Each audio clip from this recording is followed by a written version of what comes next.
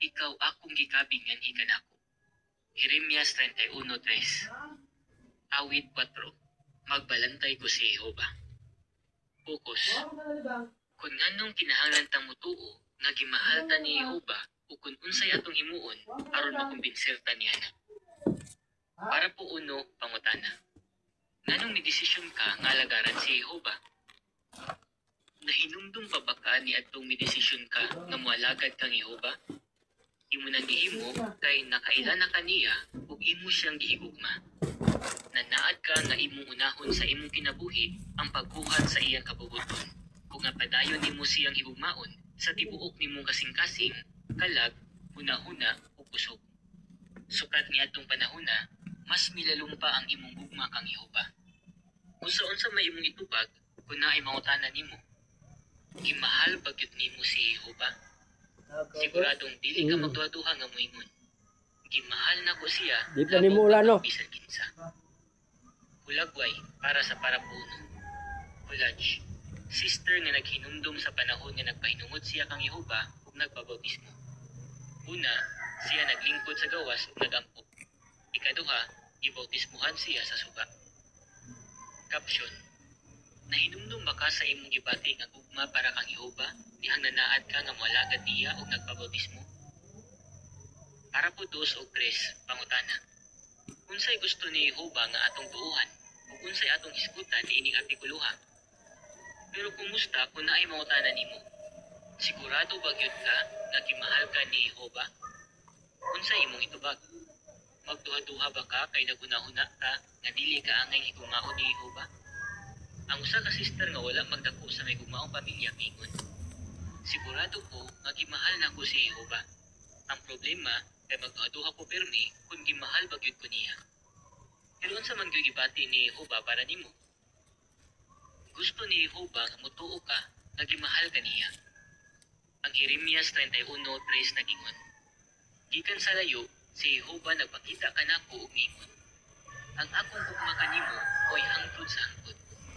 Tungod sa akong maunumong gugma, ikaw akong ikabi nganhi kanako. Ang tinuod, si Jehova mismo ang nagkabit nimo. Ug dihang nanaad ka nga moalagad niya og nagpabautismo, nadawat nimo ang usa ka espesyal kaayo nga regalo, ang iyang maunumong gugma. Gimahal ka niya pag-ayo, ug dili gyud kaniya biyaan. Tungod sa iyang maunumong gugma, iyang giisip ang iyang matinumanong mga alagad, apil ka, imong iyang bililhon nga katigayunan. Malakias 3:10 ug footnote. Gusto ni Jehova nga makumbinser ka nga gimahal ka niya. Sa mga kumbinsido kaayo si Apostol Pablo nga gimahal siya ni Jehova. Gani si Pablo misulat. Kumbinsido ko nga ang kamatayon o kinabuhi o mga anghel o mga gobyerno o mga butangan niya karon o mga butangan moabot o mga gahom o gihabugon o giladmon o bisan unsang ubang linalang dili makabulag nato gikan sa gugma sa Dios. Roma 8:38 ug 39. Ining artikuluha atong hisgutan kung nganong kinahanglan ta mutuo nga gimahal ta ni Jehova kung unsay atong himuon aron makumbinser ta niana. Kung nganong kinahanglan ta mutuo nga gimahal ta ni Jehova. Para po 4 pangutana. Sa unsang paagi masuklan nato ang usa sa mga litag ni Satanas? Kung mutuo ta nga gimahal ta ni Jehova, masuklan nato ang usa sa mga litag ni Satanas. Episo 6:11. Si Satanas naningkamot pag-ayo kutob sa iyang mahimo nga pahunungon ta sa pag-alagad kang Jehova. Ang usa sa mga paagi nga iya nang ginahimo mao nga patuohon ta niya nga wala ta higugmaan ni Jehova. Hinumdumi nga si Satanas nag-obserbar nato. Sama siyag leyon nga naghulat og saktong panahon sa pagtukob sa iyang biktima. Sagad atakihon ta niya panahon nga luya ta. Pananglitan, kung nag-uul ta tungod sa atong dili maayong mga kaagi, sa atong presenteng mga problema o sa atong mga gikabalakan bahin sa umaabot. Pahimuslan niya ang panahon nga luya ta aron pahunungon ta sa pag-alagad. Pero kung padayon natong paligunon ang atong pagsalig nga gimahal ta ni Jehova, mas makabarog ta batok ang Satanas ug sa iyang malimpungong mga litag. Unang Pedro 5:8-9. Para po 5 pangutana. Nganong importante nga bation nato nga gimahal o gipabilhan ta pag-ayo ni Jehova? Kung mutuo ta ka nga gimahal ta ni Jehova, mas masuod ta niya. Nganong makaingon ta ana? Kay dihang kilalang ta ni Jehova, gibutang niya sa atong kasing-kasing ang tinguha nga mahigugma ug higugmaon sa uban. Kung naay magpakita nato gugma, mapalihog pud ta sa pagpakita nila gugma. Maong kung batiun nato nga gimahal ug ipabilhan ta ni Jehova, mapalihog ta nga higugmaon siya. Ug kung mas mulalong mga atong gugma kang Jehova, mas mulalong pud ang iyang gugma para nato. Ang Biblia nag-ingon, duol sa Dios ug siyang moduol kanimo. Santiago 4:8. Pero unsay atong buhaton aron mas makumpinsir ta nga gimahal ta ni Jehova? Kung unsay makatabang nato aron motuo ta nga gimahal ta ni Jehova. Para po sa pangutana, kung dili ta sigurado nga gimahal ta ni Jehova, unsay pwede natong iampo? Magmaespesipiko ug ayaw hunong sa pagampo. Pwede nimo balik-balikon ug hangyo si Jehova kada adlaw nga tabangan ka nga lantawon ang imong kaugalingon sama sa iyang panglantaw kanimo. Usahay, hukman tingali ka sa imong kasing-kasing, maong lisod para nimo nga motuo nga gimahal ka ni Jehova.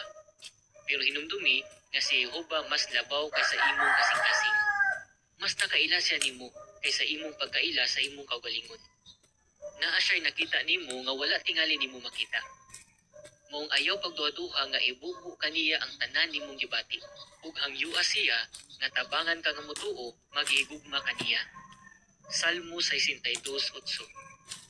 Dayon, liho uyon sa imong mga pag-ampo, pinaagi sa pagpadapat sa musunod nga mga sugyot. Para po City og Gutso pangutana. Sa unsang paagi gipakita sa mga salmo nga gimahal gyud ka ni Jehova? Salig sa giingon ni Jehova. Ang mga magsusulat sa Biblia, gigiyahan sa pagsulat bahin kang Jehova, aron mailhan nimo kung unsa gyud siyang kasiha sa Dios. Konsideraha ang makapatandog ang mga pulong ni Salmistang David bahin kang Jehova. Siya mingon, si Jehova tuol ni adtong mga dugmo ko kasing-kasing. Iyang luwason kadtong mga naluya ang buot. Salmo 34:18. Dihang mag-uol ka pag-ayo, ubati tingali kang naginusara.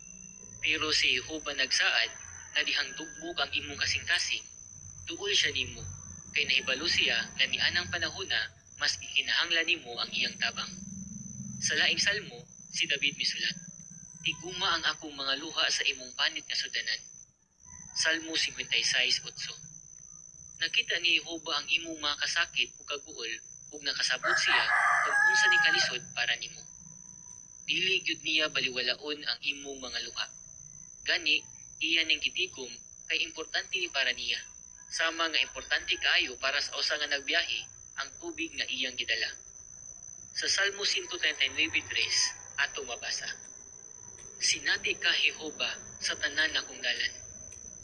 Nakita ni Jehova ang tanan nimong ginahimo, pero nagfokus lang siya sa maayong mga butang na imong gihimo. Ngano? Kay gipabilhan niya ang tanan nimong paningkamot nga mapalipay siya. Pinaagi ni ining makapahupay mga teksto nga iyang gipasulat diha sa Biblia sa magmiingon si Jehova.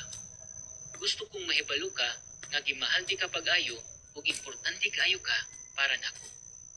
Pero sa ato nang naisgutan sa miaging mga parapong, gusto ni Satanas nga patuuhon ka nga wala ka higugmaan ni Jehova.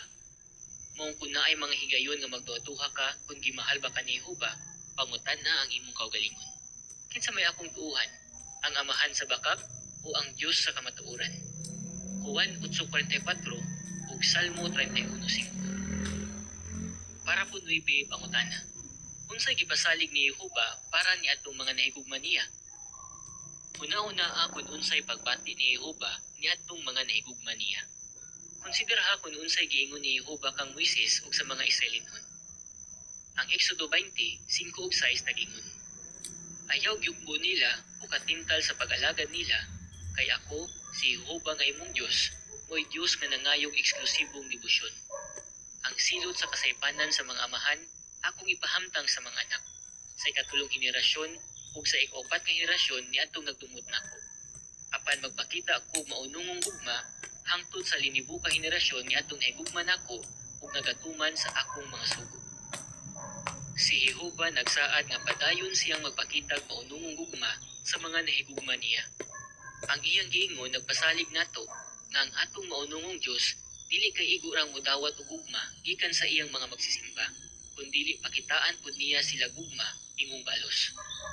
Maong kun naay mga higayon nga nagduha-duha ka kung gimahal ba ka ni Jehova, mautan na ang imong kaugalingon. Gimahal ba nako si Jehova? Dayon hunahunaan ni, kung gimahal nimo si Jehova ug naningkamot ka nga mapalipay siya, makasalig ka nga gimahal kaniya pagayo.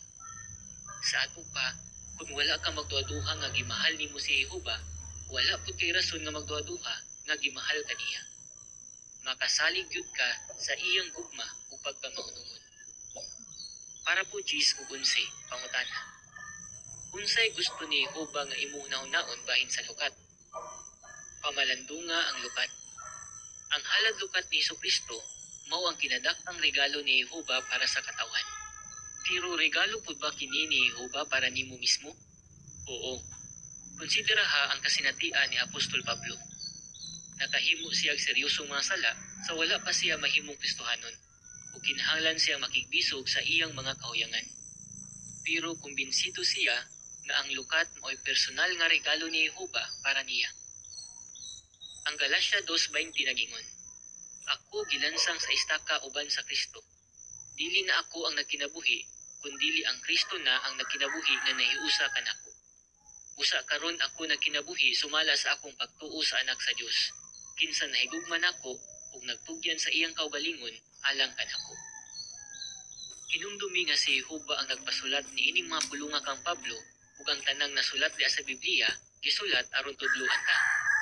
Usa ang gisulat ni Pablo nagpakita nga gusto ni Jehova nga isipon nimo ang lukat ingong iyang personal nga regalo para nimo. Kung ingunana ang imong pag-isip sa lukat, mas makumbinser ka nga personal gyud kang gimahal ni Jehova. Mapasalamaton ta kang Jehova kay iyang gipadala si Jesus dinhi sa yuta aron mamatay para nato. Pero naapay laing rason kung nganong mianhi si Jesus sa yuta. Gusto niyang isulti sa uban ang kamatuoran bahin kang Jehova nga Dios, apil na kung unsay pagbati sa atong amahan bahin nato nga iyang mga anak. Kung giunsa ta pagtabang ni Jesus nga musalig sa gugma ni Jehova. Para po 12 pangutana. Nganong makasalig ta sa giingon ni Jesus bahin kang Jehova? Sa dinhi pa si Jesus sa yuta, daghan siya gisulti bahin kang Jehova ug sa iyang personalidad. Daghan gyud rason nga musalig sa giingon ni Jesus bahin kang Jehova. Ngano? Kay dugay na kayo silang nag-uban dito sa langit sa wala pa moanhi si Jesus sa yuta. Nakita ug naobserbahan mismo ni Jesus kung unsa kadako ang gugma ni Jehova sa iyang matinumanong mga alagad dinhi sa yuta. Giun sa pagtabang ni Jesus ang uban nga musalig sa gugma ni Jehova. Para po 13 pangutana. Unsay gusto ni Jesus nga atong isipon bahin kang Jehova? Gusto ni Jesus nga isipon nato si Jehova imong atong amahan. Sa mga ebanghelyo, kapig 160 ka bisis nga gitawag ni Jesus si Jehova ingong amahan. Ug dihang nakigistorya siya sa iyang mga sumusunod, migamit siya mga pulong sama sa inyong amahan ug inyong langitnong amahan. Mateo 5:16 ug 6:26. Ang study note sa Mateo 5:16 nagingon, ang mga alagad sa Dios kaniadto migamit og daghang mga titulo nga nagpakita sa paghalangdo ni Jehova, sama sa labing gamhanan, ang labing hataas ug ang dakong magdalalang. Pero si Jesus kanunay migamit og simple ug komon nga termino nga amahan aron ipakita nga gusto sa Dios nga makigsuod sa iyang mga magsisimba. Klaro nga gusto ni Jesus nga isipon nato si Jehova ingong mahigugmaong amahan, kinsa nahigugma sa iyang mga anak. Atong hisgutan ang duha ka pananglitan kung giunsa paggamit ni Jesus ang pulong amahan. Para po 14 pangutana. Giunsa pagpakita ni Jesus na ang matag usa nato bililhon sa atong langitong amahan. Una, konsideraha ang giingon ni Jesus diha sa Mateo 10:29 ngadto sa 31. Kini nagingon, dili ba ang duha ka guriyon ginabaligya lang og usa ka sensilyo nga gamay pili? Apan walay usa kanila ang mahulog sa yuta nga dili mahibaluan sa inyong amahan. Nahibalo pa gani siya sa gidaganon sa buhok sa inyong ulo. Usa ayaw mo kahadlok, mas labaw mo bili kaysa daghang guryon. Ang mga guryon mo'y gagmayng langgam nga dili gud makahimo sa paghigugma o pagsimba kang Jehova. Pero ang matag guryon bililhon sa atong amahan. Gani mahibaluan niya kung naay usa niini nga mahulog sa yuta. Kung gipabilhan ni Jehova kini nga mga langgam, labaw na gyud nga gimahal o gipabilhan niya ang matag usa sa iyang matinumanong mga magsisimba nga nagalagad niya tungod sa gugma. Nahibalo pa gani siya sa gidaghanon sa buhok sa atong ulo. Bahin niini, ang study note sa bersikulo 30 nagingon.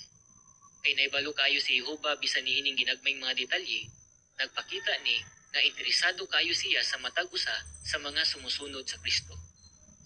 Klaro nga gusto ni Jesus nga mutuo ta nga bilihon ta sa atong langitnong amahan. Hulagway para sa parapo 14. Giingnan ni Jesus ang iyang mga tinun-an nga obserbahan ang goryon nga ilang nakita. Ang iyang mga tinun-an naminaw pag-ayo niya.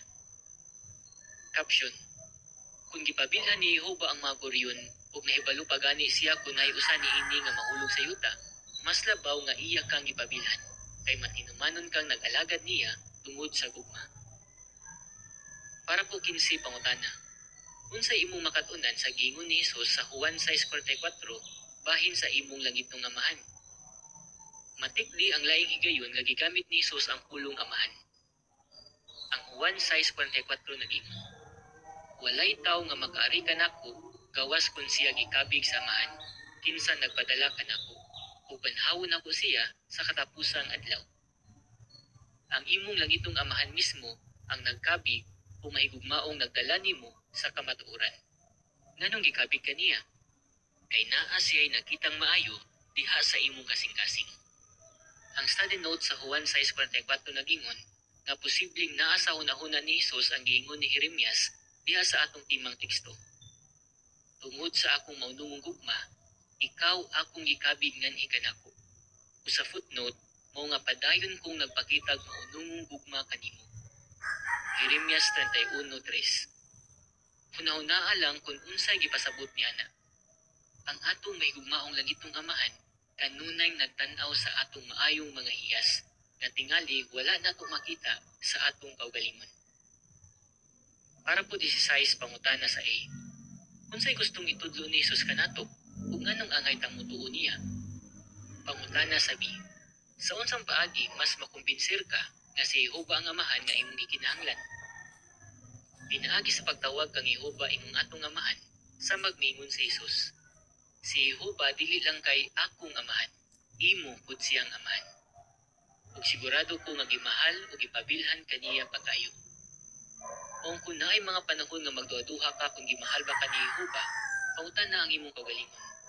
Dili ba angay lang nga musalig ko sa giingon ni Jesus kinsa nakaila pag-ayo sa amahan ug kanunay nagsulti sa tinuod? Ni ay dugang impormasyon. Ang amahan nga gikinahanglan natong tanan. Kining mga pulunga makita sa introduksyon sa librong Pakigsuod kang Jehova. Bahin sa katuyuan ini nga libro kini nagingon. Masabtan nato nga si Jehova mao ang amahan nga gikinahanglan natong tanan. Kay siya gamhanan, makatarunganon, maalamon ug mahigugmaon, siya dili gyud mobiya sa matinumanon niyang mga anak. Ang usa ka sister nga gimaltratar sa iyang amahan sukad sa bata pa siya, mingon kung sa unsang paagi kining libruha nakatabang niya. Nagtudlo ni nako nga ang pulong amahan dili angay kahadlukan. Nasabtan na nako karon kung unsa ang maayong amahan.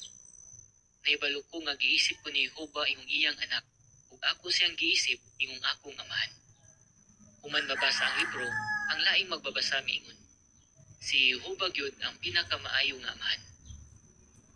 Aron mas makumbinsir ka nga si Jehova ang amahan nga imong gikinahanglan, pwede nimong himong study project ang pagbasa ni ini nga publikasyon. O kung nabasa na nimo ni kaniadto, pwede ni nimong basahog balik. Padayong paliguna ang imong pagsalig nga gimahal ka ni Jehova. Para po 17 pangutana. Nganong kinahanglan natong paligunon ang atong pagsalig nga gimahal ta ni Jehova? Kinahanglang padayon natong paligunon ang atong pagsalig nga gimahal ta ni Jehova. Sa ato nang nakatunan, ang atong kaaway nga si Satanas naningkamot pag-ayo nga pahunungon ta sa pag-alagad kang Jehova.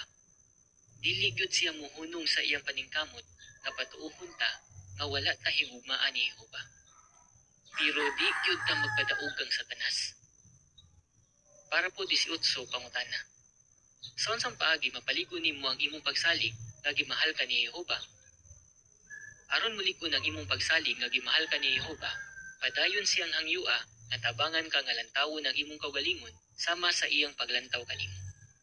Konsideraha kung unsay giingon sa mga magsusulat sa Biblia bahin sa gugma ni Jehova. Una-unaa kung unsay iyang pagbati ngadtong mga nahigugma niya, nga dili kay igo ra siyang mudawat og gugma, kun dili magpakita pud siya gugma imong balos. Pamalandunga kung nganong angay nimong isipon ang lukat imong personal nga regalo para nimo.